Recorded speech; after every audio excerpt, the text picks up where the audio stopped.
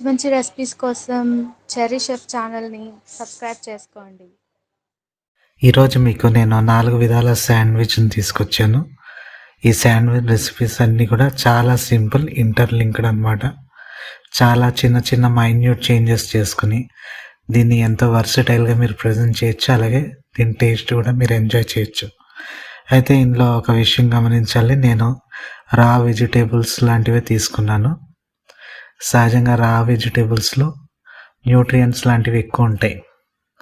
చాలామంది దీన్ని తీసుకోవడానికి ఇష్టపడరు, కానీ ఈ విధంగా ఈ స్టైల్లో శాండ్విచ్ చేసుకొని తినడం వల్ల పిల్లల నుంచి పెద్దల వరకు కూడా ప్రతి ఒక్కరు కూడా ఈజీగా దీన్ని తీసుకోగలరు.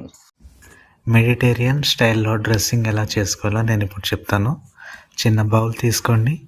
ఆ బౌల్లో 2 టేబుల్ స్పూన్ మైనస్ వేసుకోండి. అలాగే 2 table spoon pizza pasta sauce వేసుకోండి. పిజ్జా పాస్తా సాస్ వల్ల మంచి ఫ్లేవర్ వస్తుంది, స్కిప్ చేయకండి. దీని రెసిపీ కావాలంటే చెప్పండి, మనం తర్వాత ఎప్పుడన్నా చేద్దాం. దీన్ని నేనైతే రెడీమేడ్ వాడుతున్నాను.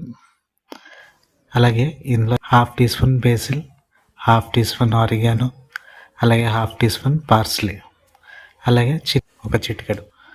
తర్వాత బాగా మిక్స్ చేసుకొని కలుపుకోండి. అంతే, మన మెడిటేరియన్ స్టైల్ డ్రెస్సింగ్ రెడీ అయిపోయింది. మొదటి వేరియేషన్ ఇప్పుడు చూద్దాము. ఒక బ్రెడ్ తీసుకుందాం. బ్రెడ్లో మనము మెడిటేరియన్ డ్రెస్సింగ్ ఏదైతే చేసుకున్నామో ఆ డ్రెస్సింగ్ అప్లై చేద్దాం. అప్లై చేసిన తర్వాత క్యాబేజ్ లీవ్స్ నేను పచ్చివే తీసుకున్నాను, 1-2 వేసుకుందాం. తర్వాత కీరాల్ని నేను చక్రాలుగా కట్ చేసుకున్నాను, అవి వేసుకుంటున్నాను. అలాగే టమాటో కూడా చక్రాలుగా వేసుకుంటున్నాను. ఇక్కడ మీరు టమాటో చాప్ చేసుకుని కూడా వేసుకోవచ్చు. క్యారెట్ తురుము కూడా వేసుకుంటాను. ఒక చిటికెడు మిరియాల పొడి, అలాగే ఒక చిటికెడు ఉప్పు వేసుకుంటున్నాను. ఇవన్నీ వేసుకున్న తర్వాత ఇంకో బ్రెడ్ స్లైస్ తీసుకుంటున్నాను. దాని మీద మెడిటేరియన్ డ్రెస్సింగ్ అప్లై చేసి నేను క్లోజ్ చేస్తున్నాను. అంతే, మొదటి వేరియేషన్ చాలా సింపుల్గా రెడీ చేసుకోవచ్చు. దీన్ని మీరు ఇలాగే తీసుకోవచ్చు, లేదా తర్వాత దీన్ని ఫ్రై చేసుకుని తీసుకోవచ్చు. ఇప్పుడు ఇంకో వేరియేషన్ చెప్తాను. ఇది నేను 4 లేయర్లుగా చేయాలనుకుంటున్నాను. మొదటి లేయర్లో మైనస్ అప్లై చేస్తున్నాను. అలాగే క్యాబేజ్ లీవ్స్ అప్లై చేస్తున్నాను. క్యాబేజ్ లీవ్స్ పెట్టుకున్న తర్వాత ఎగ్ని నేను బాయిల్ చేసుకుని చిన్న చిన్న పీసెస్ కింద కట్ చేసుకుని వేసుకున్నాను. తర్వాత ఇంకో బ్రెడ్ స్లైస్ తీసుకుని దాని మీద సాల్సా సాస్ అప్లై చేసి దాన్ని క్లోజ్ చేస్తున్నాను. దాని తర్వాత సైడ్ టమాటో కెచప్ని అప్లై చేసుకుంటున్నాను. అప్లై చేసుకున్న తర్వాత కీరా చక్రాలని వేసుకుంటున్నాను, అలాగే టమాటా చక్రాలని కూడా వేసుకుంటున్నాను. క్యారెట్ తురుము, ఉప్పు మరియు మిరియాల పొడి ఒక చిటికెడు వేసుకుంటున్నాను. తర్వాత ఇంకో బ్రెడ్ స్లైస్ మీద మనం ఏదైతే మెడిటేరియన్ డ్రెస్సింగ్ చేసుకున్నామో ఆ డ్రెస్సింగ్ అప్లై చేసి ఈ శాండ్విచ్ని క్లోజ్ చేస్తున్నాను.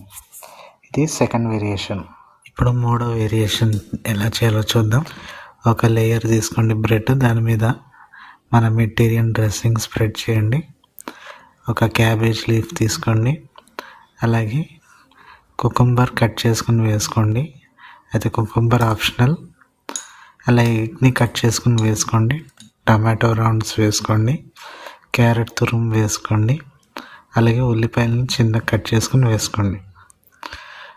లాస్ట్లో పెరి-పెరి, అలాగే మిరియాల పొడి, అలాగే సాల్ట్, ఈ 3 కూడా చిటికెడు మనం అందులో వేసుకుందాం.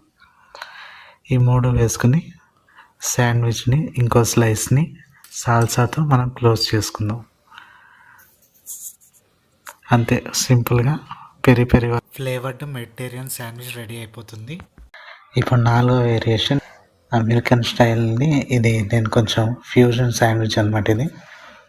ఇప్పుడు బ్రెడ్ స్లైస్ తీసుకోండి. ఒకవైపున మన మెడిటేరియన్ డ్రెస్సింగ్ ఏదైతే ఉందో అది అప్లై చేయండి. తర్వాత క్యాప్సికమ్ వేసుకోండి. కుకుంబర్ అనేది ఆప్షనల్, నేను వేసుకున్నాను. క్యారెట్ని గ్రేట్ చేసుకుని వేసుకున్నాను.